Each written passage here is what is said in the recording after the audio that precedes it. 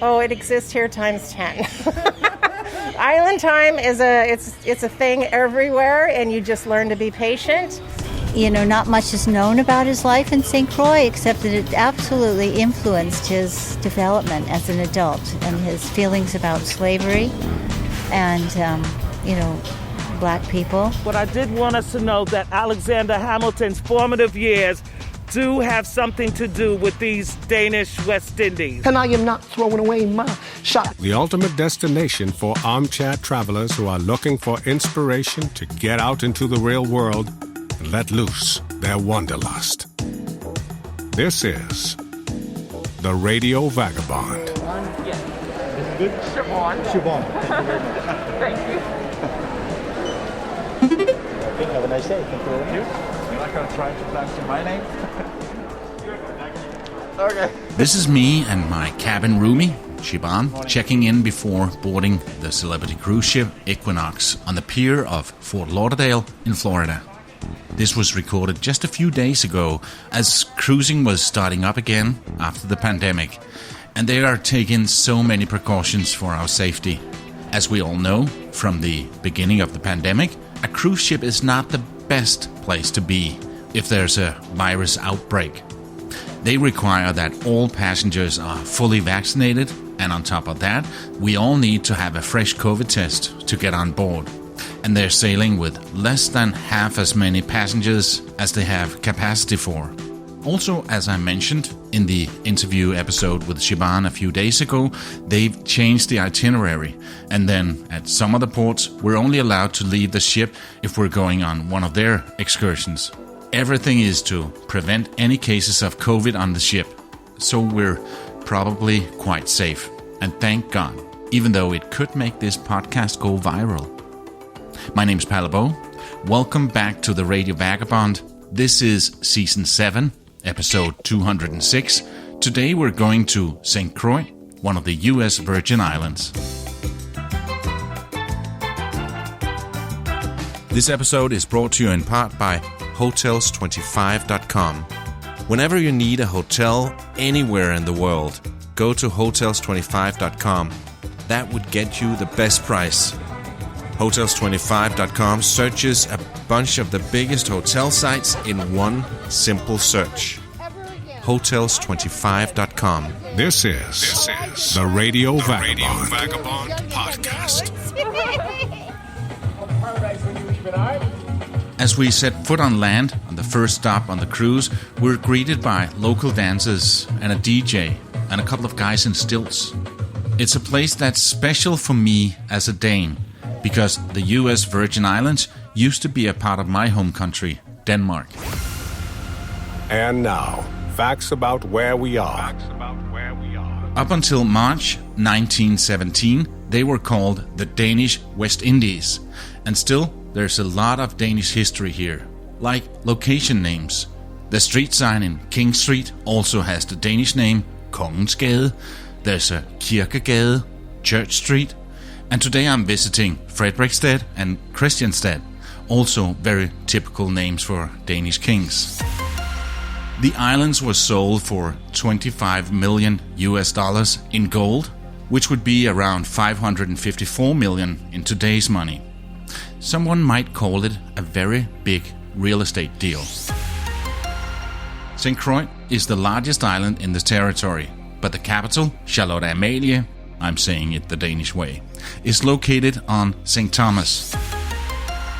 The population of St. Croix is a bit more than 50,000 and almost half of the population on the islands. Most people know that there are 3 Virgin Islands, but not that many years ago there was added a 4th, the tiny Water Island, located off the coast of St. Thomas.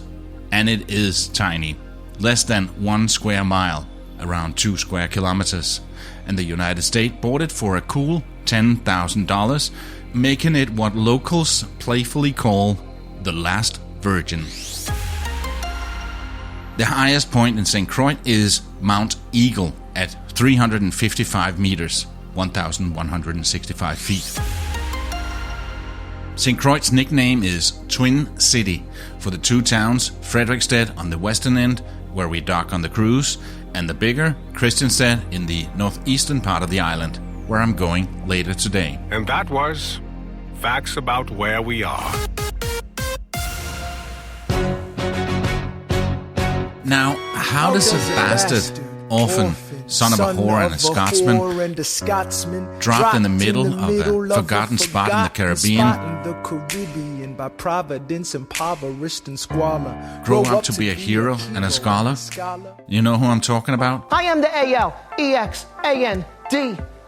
He grew up right here on St. Croix and later became one of the founding fathers of the United States. My name is Alexander Hamilton. And he's got his face on the $10 bill. We'll get back to that a little bit later when I go on a walking tour in Christiansted.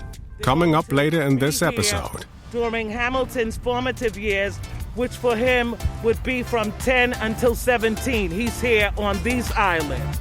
Not only will he go off and do great things, his signature is on the Constitution of the United States of America.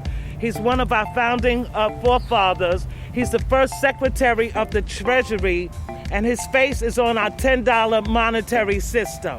He was aide to General George Washington, and the information that we also have is that his mother was a prisoner here at our Fort Christiansted.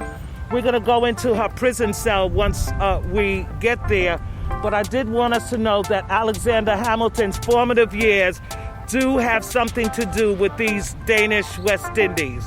And I am not throwing away my shot. But before that, let's start in the smaller Frederiksted. Before my tour to Christiansted, I went to a coffee shop for some coffee and better Wi-Fi than we have available on the ship. I ended up at a place called Polly's at the pier, and I got chatting with the owner, Susan. So, Susan, here we are in St. Croix, Virgin Islands, and you're not from here. I am not. I'm from Colorado. But how did you end up running a coffee shop here, of all places? That's of all places. I knew I wanted to retire somewhere warm, and we went to all the Virgin Islands and a few other islands. We really liked being in the United States, and we found St. Croix, fell in love with it because it's not like any of the other islands. What makes it different?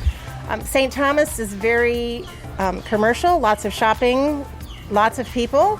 St. John is very, very quiet. You have to take a ferry to go to the hardware store. They've got a few little things, but in order to live on an island, you need a hardware store for sure. And so anyway, we chose St. Croix because it's a very happy mix of both. We have enough visitors and we have enough amenities and a lot of space. So when was that? We bought the house in 2014.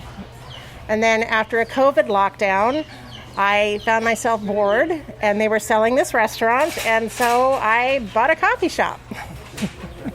In the middle of COVID? In the middle of COVID.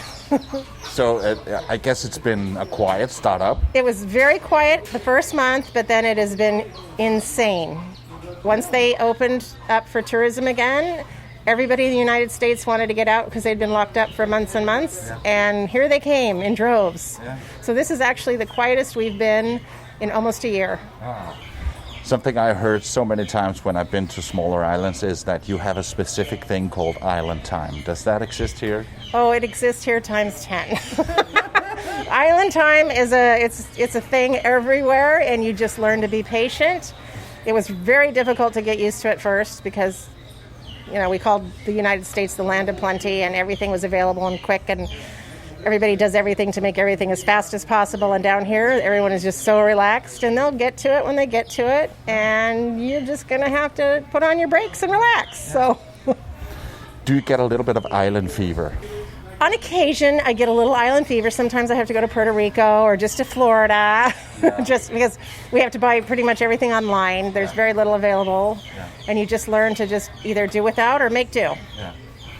Being from Denmark, obviously, I'm curious to see, is the Danish influence still here? I saw Kongensgade, the King Street, yes. It had the sign, but and I went to the cemetery as well and saw a lot of Danish names there. But are there still a lot of Danish ancestors here? Yes, there are a lot of Danish ancestors here. Several of the old families still exist on this island, and they own businesses or buildings. Some of them have just retired here, so lots of them.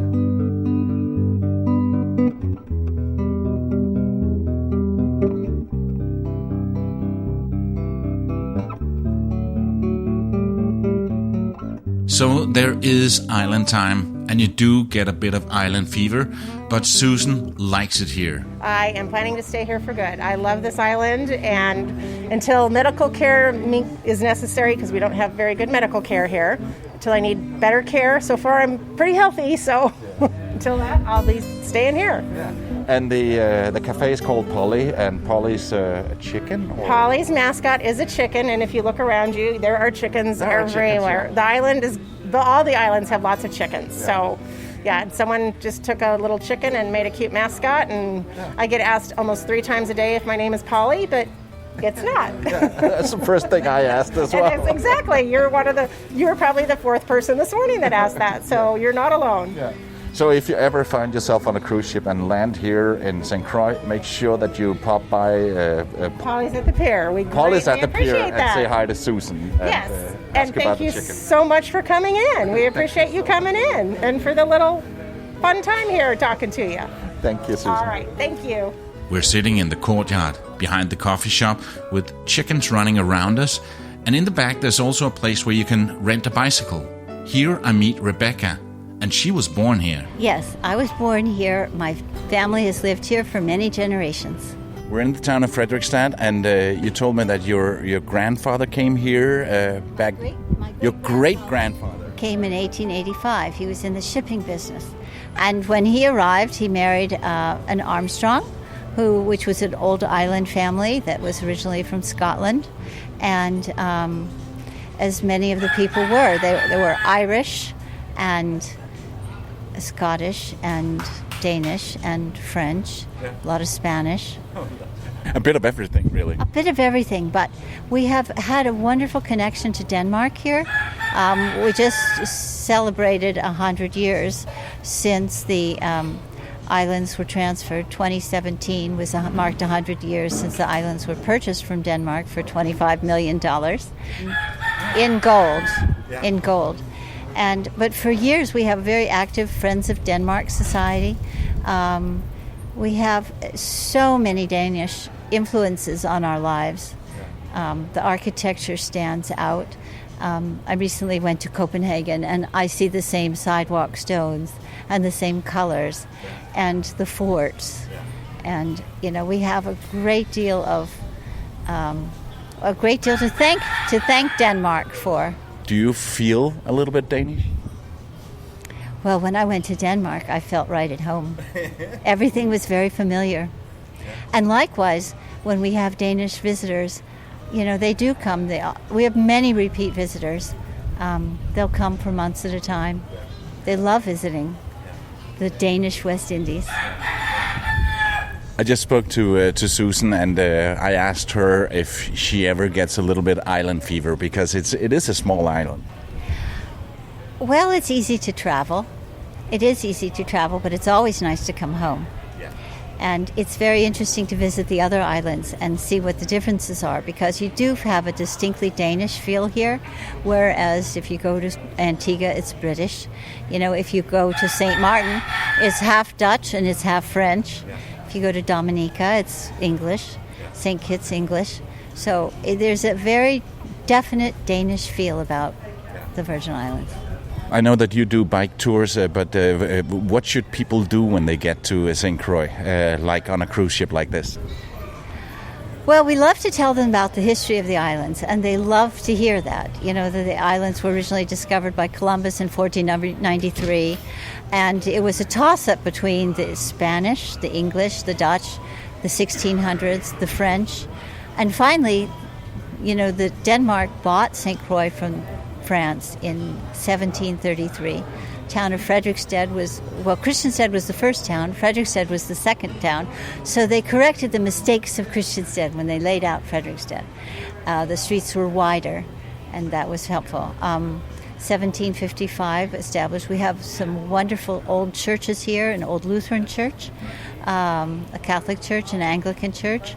The Moravian church was a beautiful church, but it was destroyed in the Hurricane Hugo of 1989. That's my alarm going, reminding me that it's time for me to get ready to go on the tour.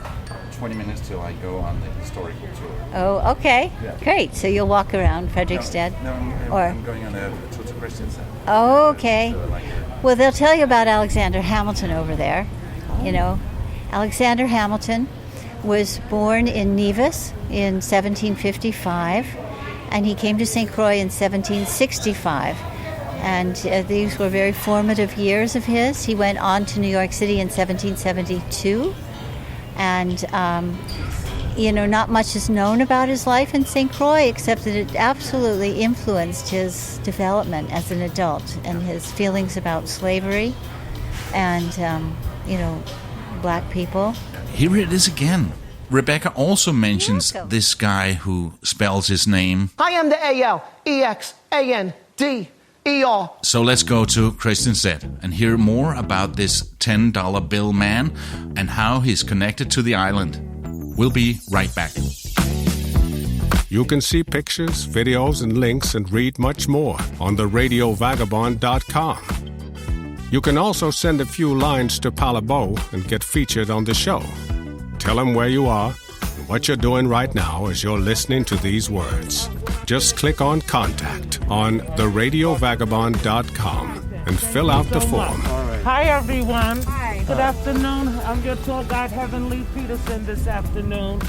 Thank you for choosing the Christiansted walking tour. Just before we begin, the ship has sent me a briefing to read to everyone.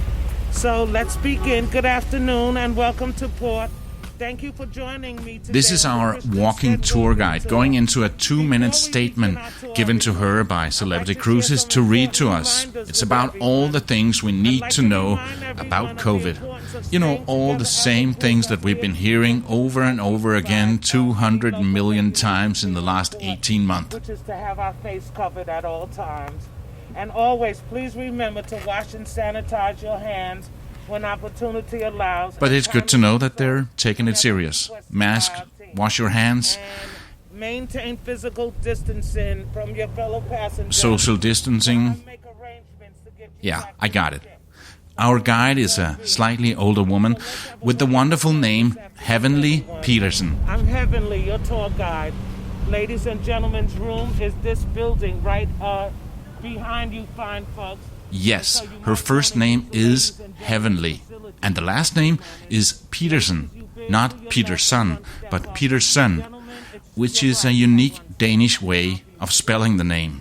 So I had to go up to her and tell her that I was from Denmark, and notice how she reacts to that. Yes. You have a Danish last name? I do. Our family's Dane. Yes, sir. Our family is. And you, sir?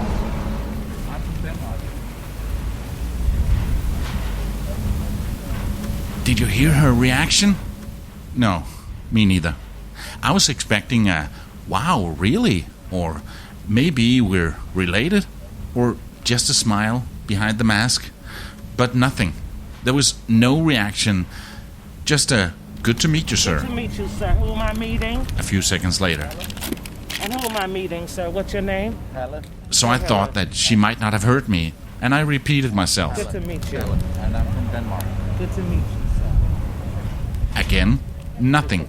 And I found that funny and slightly odd that there wouldn't be more of a reaction, and I still suspected that she didn't hear me.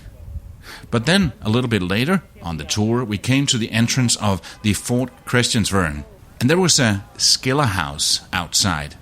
That's a little red human-sized house that's uniquely Danish. It's where the soldiers can stand when it rains, and we have the same thing outside of our royal castle in Copenhagen, Amalienborg. And as I mentioned that to Heavenly, she shows me that she did hear that I was the gentleman from Denmark. Have a listen. Still have the same in front of the royal castle. They have that in front of the royal castle in Denmark. Have you visited, sir? I'm from Denmark. Right, you are the gentleman. Yes, sir, they have that. And so that hat, are those officers wearing, they wear that also, the hat? Oh, yeah. Wonderful. The officer that's standing in that post, he's wearing a 100% wool uniform here in the Caribbean. So those officers that came over from Denmark, they also came over with that type of material, which is that woolen and that wool material. So the officer here with the tall hat on a 100% wool uniform, the leather belts and boots. That makes it for a very hot morning for him out here standing in the sun. We walk inside and get to hear more about Alexander Hamilton and his mother, Rachel Fawcett Lavigne. Right in front of me, everyone. This room that's open right in front of me, that is the prison cell for Alexander Hamilton's mother. That's known as Rachel's room. So, Rachel was here as a teenager. 15 years earlier, before she bought the boys, she lived on these islands and was married to an elderly gentleman, at least a little too old for her. In these days of time, we would say that a 19-year-old or a 16-year-old should not be married to someone that's 32 or 34. Johann Michael Levine was 33 or 34 when he married his 16-year-old bride. And that's that Rachel Fawcett Levine. Because she would not listen to her husband, and he claims she had flirtatious ways, he asked the judge in a court to have her picked up, arrested, and this is where she spent 6 months of her life in 1749. Heavenly said that Rachel was sent to jail with a push from her much, much older husband for having flirtatious ways. But she might have been just a little bit more than flirting. Here's what I'd been able to find out. While she was married to this old man, the 32-year-old John Michael Lavigne, she and another man, Cronenberg, were caught in a bedroom, undressed and, as is said in the court documents, with more circumstances that sufficiently demonstrated their shameless intercourse and scandalous life. So this is why Lin-Manuel Miranda refers to Alexander Hamilton as son of a whore in the hit musical.